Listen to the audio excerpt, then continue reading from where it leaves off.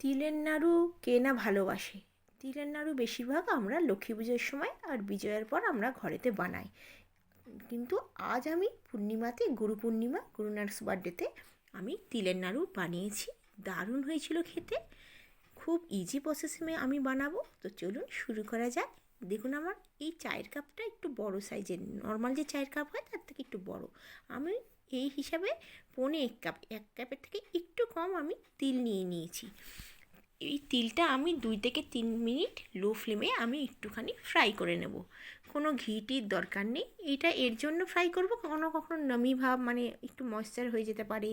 আর যখন আপনারা অবশ্যই এটা ফ্রাই করবেন, তাহলে কী হবে, যে নাড়ুটা আমরা খাবো, তিলের যে নাড়ু, সেটা ক্রিস্পিপন হবে, মুচমুচে হবে, খেতে দারুণ লাগবে। অবশ্যই লো ফ্লেমে 2 থেকে 3 মিনিট ভালো, যখন একটু গন্ধ আসবে, তিলের সুন্দর গন্ধ, তখন আপনারা গ্যাসের ফ্লেমটা বন্ধ করে দেবেন।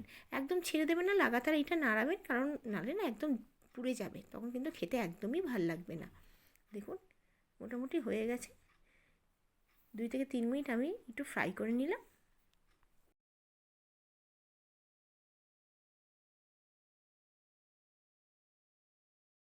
একটা থালার মধ্যে ঢেলে নিলাম, একটু ঠান্ডা করে নেব।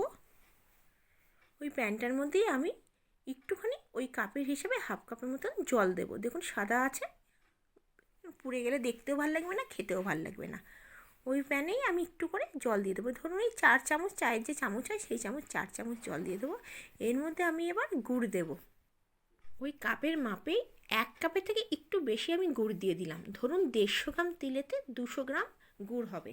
গুড়ের কিন্তু মাপটা সঠিক হওয়া দরকার, নাহলে কিন্তু তিলের নাড়ুটা একদমই ভালো হবে না, পাক আসবে না। আর যদি বেশি গুড় হয়ে যায়, তাহলে কিন্তু তিলের নাড়ু একদম শক্ত হয়ে যাবে, খাওয়ার সময় কিন্তু আপনারা ভাঙতে পারবেন না। এটা কিন্তু অবশ্যই বুঝবেন। এই গুড়টা আমি 1 কাপের থেকে একটু বেশি দিয়েছি। গুড়টাকে একটু গলিয়ে নেব।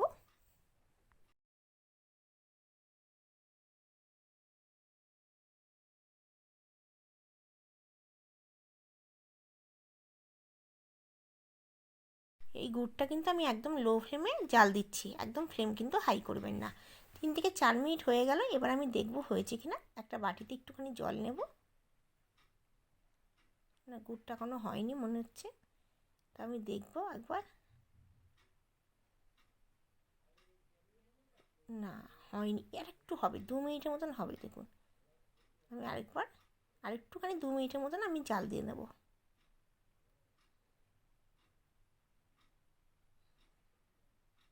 এই তিলের নাড়ু, নারকেল নাড়ু ভীষণ ভাল লাগে, প্রত্যেকটা মানুষের ভাল লাগে। এত ভালো, আমরা তো দুর্গাপুজোর সময় চেয়ে বসে থাকতাম কখন আমাদের বিজয়া দশমী হবে, আমাদের মা মাসিরা বানাবে তিলের নাড়ু। ওহ কী স্বাদ! চিড়ের নাড়ু।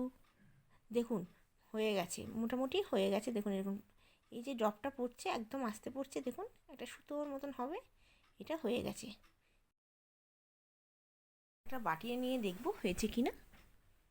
না, এখনও হয়নি। দেখুন ছিঁড়িয়ে যাচ্ছে, মতলব ছড়িয়ে যাচ্ছে, গুড়টা দেওয়াতেই জলের মধ্যে ছড়িয়ে যাচ্ছে। তো এখনও হয়নি, এখনও 2 থেকে 3 মিনিট আমাদের গুড়টা এখনও নাড়াচাড়া করতে হবে। দেখুন গুড়টা হয়ে গেছে। এবার আমি তিলটা দিয়ে দেব। অবশ্যই গ্যাসের ফ্লেমটা বন্ধ করে দেব, তারপরে আমি তিলটা দিয়ে দেব। এই তিলের নাড়ু ভীষণ সহজ করা, কিন্তু কিছু মানে টিপস আপনাকে ফলো করতে হবে। গুড়টা ঠিক সঠিকভাবে দেওয়া দরকার, নাহলে কিন্তু অসুবিধা হয়। অনেকের হাতেই হতে চায় না, অনেকের হাতেই শক্ত হয়ে যায়। দেখুন আমি তিলটা দিয়ে দিলাম, গ্যাসের ফ্লেমটা কিন্তু আমি একদম বন্ধ করে দিয়েছি। দিয়ে এবার সমানে কিন্তু এটা আমি নাড়াচাড়া করছি। একটু হাতে আমার ব্যথা করছে, সমানে কিন্তু নাড়াচাড়া করবো। নাড়াচাড়া করতে করতে এটা একটু একটু শুকিয়ে যাবে। আর শুকিয়ে যাওয়ার পরেই, হালকা একটু শুকিয়ে গেলে, তখনই আমি নাড়ুটা বানিয়ে নেব। এবার আমি নিচে রাখবো। নিচেতে রাখলাম। একটা বাটিতে জল নেব।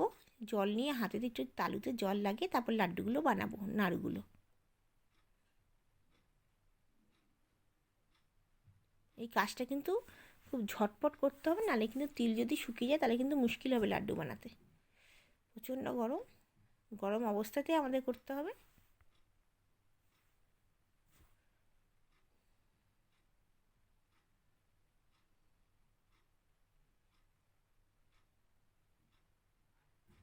একটা নাড়ু হয়ে গেল।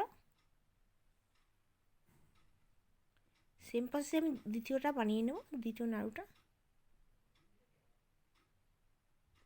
খুব ইজি, কিন্তু পাকটা কিন্তু অবশ্যই ধ্যান দিয়ে করতে হবে, নাহলে কিন্তু তিলের নাড়ুটা কখনো শক্ত হতে পারে বা নাও হতে পারে। দেখুন কি সুন্দর।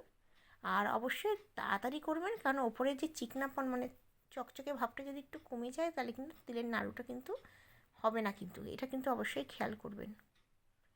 যে আমরা দেখুন নাড়ুটা বানাচ্ছি, ওপর থেকে একদম শাইন দিচ্ছে, সেই জিনিসটা কিন্তু কমে গেলে, চকচকে ভাবটা কমে গেলে কিন্তু তিলের নাড়ুটা একদমই ভালো হবে না, শুকিয়ে যাবে। মানে ওপর দিকটা শুকিয়ে গেলে কিন্তু একদমই নাড়ুটা পাকটা হবে না, একটু একটু লেগে যাচ্ছে। আর যে প্যানের মধ্যে লেগে গেলে কী হবে, প্যানটা একটুখানি গ্যাসটা জ্বালিয়ে একটুখানি গরম করে নেবেন, দেখবেন তিলগুলো সব উঠে যাবে। দেখুন কী সুন্দর হয়েছে। এই তিলের নাড়ুরা 2-3 জন মিলে করলে সুবিধা হয়, মানে এই নাড়ুটা ফটাফট করলে তাড়াতাড়ি হয়ে যাবে। যদি একটু হাওয়া লাগে, ঠান্ডা হয়ে যায়, তাহলে কিন্তু নাড়ুটা হতে চাইবে না। ফটাফট করে করে নিচ্ছি। দেখুন আমার সবগুলো নাড়ু বানিয়ে নিয়েছি।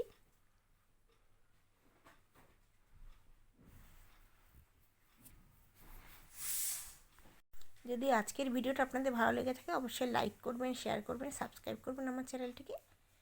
দেখুন আমাদের ঝটপট তৈরি হয়ে গেল তিলের নাড়ু, খেতে দারুণ, দেখতেও দারুণ, খেতেও দারুণ। সবগুলো আমি আবার বাটিতে সাজিয়ে নেব।